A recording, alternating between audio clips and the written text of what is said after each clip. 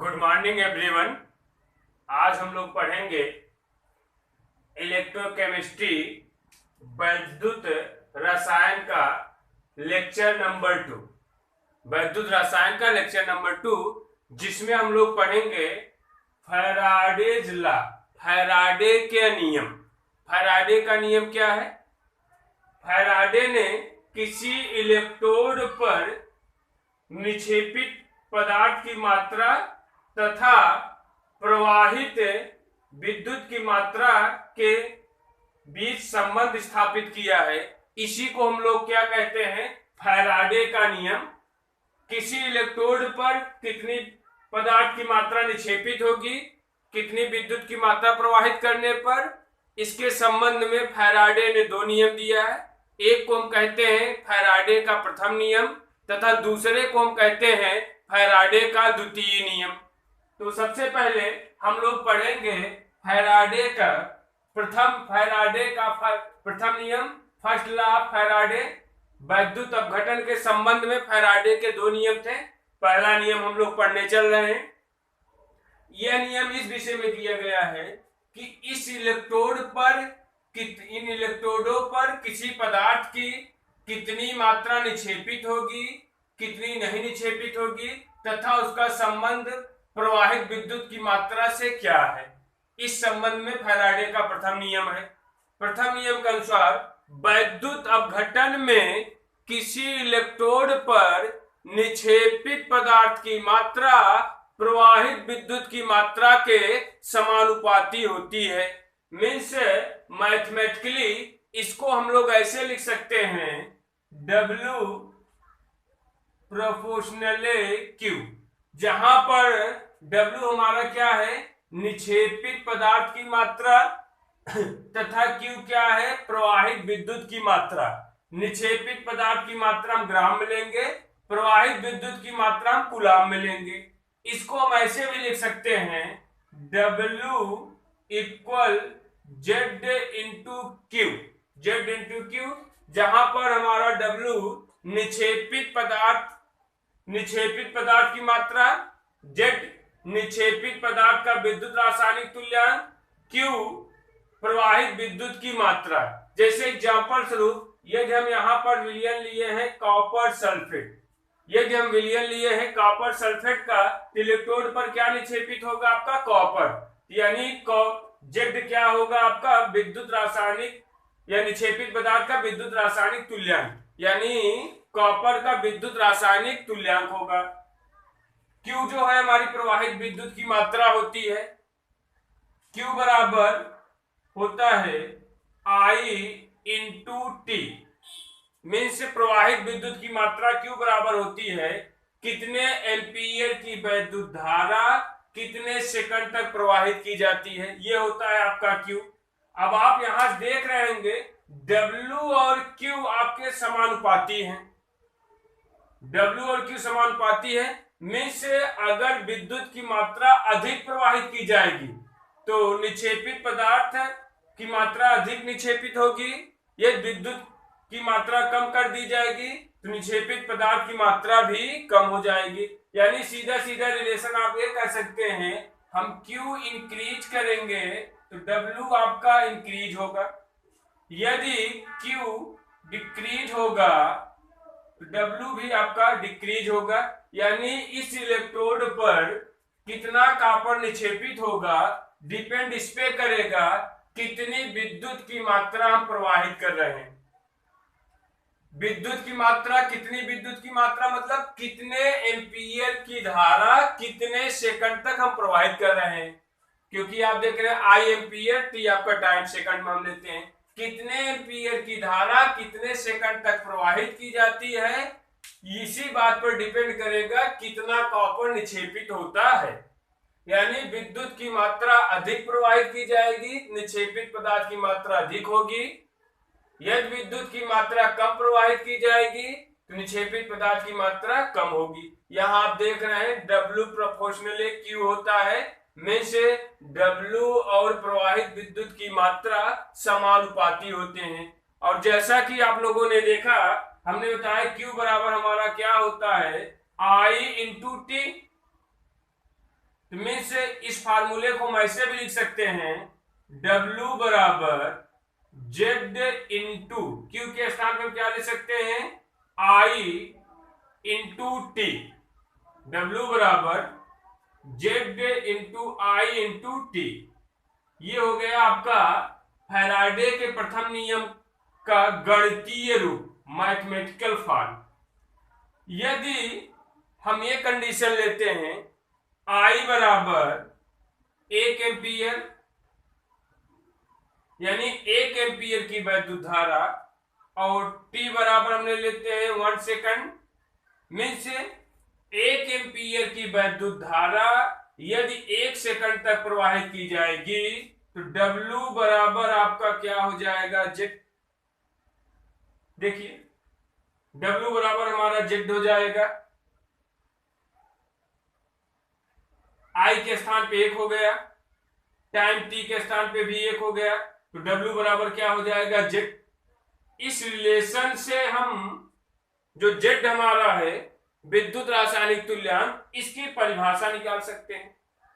अब इसकी परिभाषा क्या बन रही है, यदि 1 एम्पियर की धारा 1 सेकंड तक प्रवाहित की जाए तो निक्षेपित पदार्थ की मात्रा ही उस पदार्थ का विद्युत रासायनिक तुल्यांक होता है।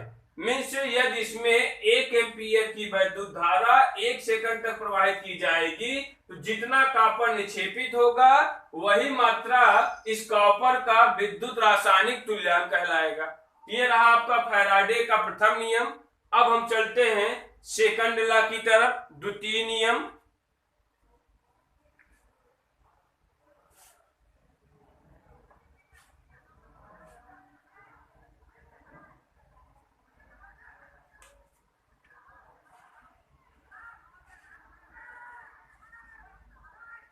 सेकंड लॉ, द्वितीय नियम, एक और इलेक्ट्रोड हम बनाते हैं।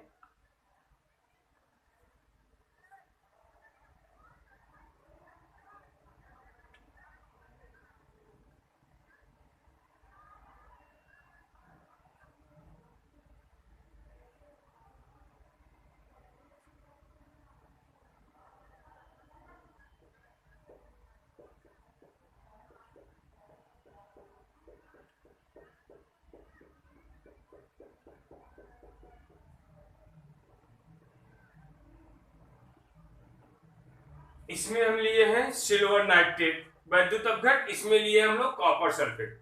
अभी हम लोगों ने पढ़ा किसी इलेक्ट्रोड पर निक्षेपित पदार्थ की मात्रा प्रवाहित विद्युत की मात्रा के समानुपाती होती है। मीन्स विद्युत की मात्रा अधिक प्रवाहित की जाएगी, इलेक्ट्रोड पर अधिक मात्रा में पदार्थ निक्षेपित होगा। यदि विद्युत की मात्रा कम प्रवाहित की जाएगी तो इलेक्ट्रोड पर कम मात्रा में पदार्थ निक्षेपित होगा। यदि जैसे हम अभी आपसे क्वेश्चन करें, इसमें हम Q अधिक प्रवाहित कर रहे हैं, इसमें हम Q यानी प्रवाहित विद्युत की मात्रा कम प्रवाहित कर रहे हैं, तो किसमें ज्यादा निक्षेपित होगा, सीधा सा आंसर होगा ये इसमें। क्यों? क्योंकि इसमें विद्युत की मात्रा अधिक प्रवाहित की गई है और इसमें विद्युत की मात्रा कम प्रवाहित की गई है।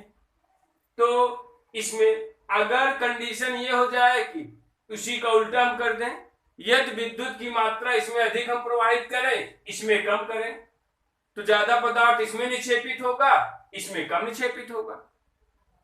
बट कंडीशन यदि ये हो जाए, दोनों इलेक्ट्रोडों में, दोनों सेल में, वैद्युत अपघटन सेल जो दोनों देख रहे हैं, दोनों सेलों में यदि विद्युत की समान मात्रा प्रवाहित की जाए, यदि विद्युत की समान मात्रा प्रवाहित की जाए तो किसमें आपका पदार्थ ज्यादा निक्षेपित होगा और किसमें कम। मीन्स अगर इसमें प्रवाहित विद्युत की मात्रा मान लेते हैं Q1 और इसमें प्रवाहित विद्युत की मात्रा मान लेते हैं हम Q2 इस कंडीशन के लिए, और कंडीशन हम ये रखते हैं Q1 इक्वल Q2, मीन्स जितने एम्पियर की वैद्युत धारा जितने सेकंड तक इसमें प्रवाहित की गई है उतने ही एम्पियर की वैद्युत धारा उतने ही सेकंड तक इसमें प्रवाहित की जा रही है।